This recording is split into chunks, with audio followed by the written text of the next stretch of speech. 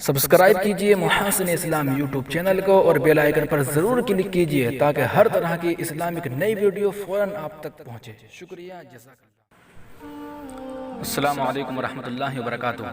حضرت مولانا یوسف مطالعہ صاحب رحمۃ اللہ علیہ، ان کا انتقال ہو گیا ہے، انا للہ و انا الیہ راجعون۔ حضرت نے ایک بہت ہی آسان ترجمہ قرآن شریف لکھا ہے الضواء البیان کے نام سے۔ ان کے وفات پر دارالعلوم وقف دیوبند کے محتم حضرت مولانا سفیان صاحب دامت برکاتہ العالیہ نے تعزیت پیش کی ہے۔ تعزیت لیٹر پیڈ ہمیں بھی موصول ہوا، ہم اس کو آپ کے سامنے پیش کرتے ہیں۔ تعزیتی پیغام بر وفات حسرت آیات حضرت مولانا محمد یوسف مطالعہ صاحب نور اللہ مرقدہ۔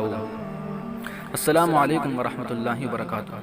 برطانیہ کے شہر بلیک برن کے مقیم برادر محترم و مکرم جناب حضرت مولانا محمد ہاشم صاحب مدظ اللہ کے پیغام سے ابھی یہ الپناک خبر موصول ہوئی ہے کہ جماعت علماء حق کے بزرگ ترین صاحب تقویٰ شخصیت حضرت اقدس مولانا محمد یوسف مطالعہ صاحب رحمہ اللہ کینیڈا کے وقت کے مطابق شام 8:20 پر اس دار فانی سے رخصت ہو کر بارگاہ اقدس میں آسودہ رحمت ہو گئے، اور اس طرح ایک بامقصد بامعنی زندگی اللہ تعالیٰ کی ناقابل تبدیل سنت کے مطابق اپنے حسن اختتام کو پہنچ گئی۔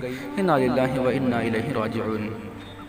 حق تعالیٰ حضرت رحمۃ اللہ علیہ کو اعلیٰ علیین میں مقام کریم سے سرفراز فرمائے، اور اس شدید صبر آزما مرحلے کے موقع پر جملہ اہل خانہ و خانوادہ اور جماعت کے تمام دیگر متعلقین و منتسبین کو صبر جمیل کی توفیق عطا فرمائے، آمین یا رب العالمین۔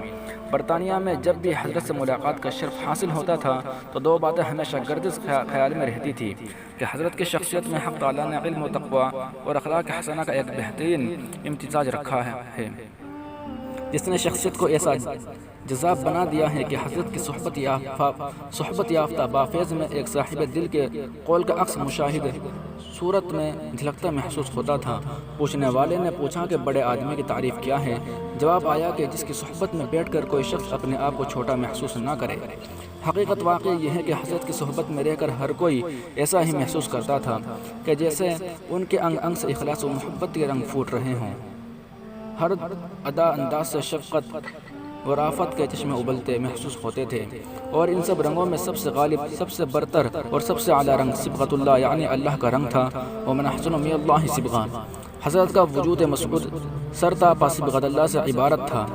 اس میں کوئی دو رائے نہیں ہے کہ حضرت کا شمار جماعت کے ان اکابر میں تھا جو اپنے تبحر علمی، تفوق عملی، فہم و بصیرت، جد و جہد، حسن کردار اعمال اور اعلیٰ اخلاق و اخلاص کے سبب وفات پا جانے کے باوجود صدیوں اور نسلوں تک بھی دل و دماغ میں نسن منسیہ نہیں ہوتے ہیں، بلکہ تاریخ اور قلوب کے صفحات پر ہمیشہ زندہ جاوید رہتے ہیں۔ اور یہی وہ لوگ ہیں جو کرۂ ارض پر انسانوں کی بھیڑ میں اشرف المخلوقات اور خلیفۃ اللہ فی الارض کے عظیم تر لقب سے ملقب ہونے کا استحقاق بھی رکھتے ہیں، اور من جانب حق جل مجدہ کو ان کو یہ شرف عظیم بھی حاصل ہوتا ہے۔ دارالعلوم وقف دیوبند کا ماحول اس المناک خبر سے سوگوار بھی اور مصروف دعا و ایصال ثواب بھی۔ حق تعالیٰ ان دعاؤں کو شرف قبول سے سرفراز فرماتے ہوئے حضرت کے لیے ترقی درجات کا وسیلہ بنا دے، آمین۔